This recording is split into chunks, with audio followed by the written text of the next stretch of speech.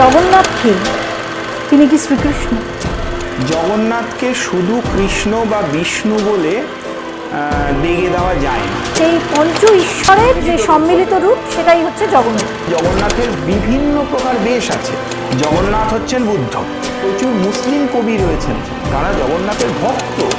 একটা কেন, আমি 1 কোটি জগন্নাথের মূর্তি তৈরি করতে পারি, ছোট থেকে বড় জগন্নাথের যেমন মাপ আছে তেমনও বানাতে পারি, কিন্তু আমি দ্বিতীয় ব্রহ্মবস্তু তো কোথাও পাবো না। জগন্নাথকে স্পর্শ করলে, স্পর্শ মানে রথ বা রথের দড়ি স্পর্শ করলে, তার এই প্রসাদকে কখনোই পুরীর জগন্নাথ শ্রীমন্দিরের মহাপ্রসাদের সঙ্গে এক করে দেখা যাবে।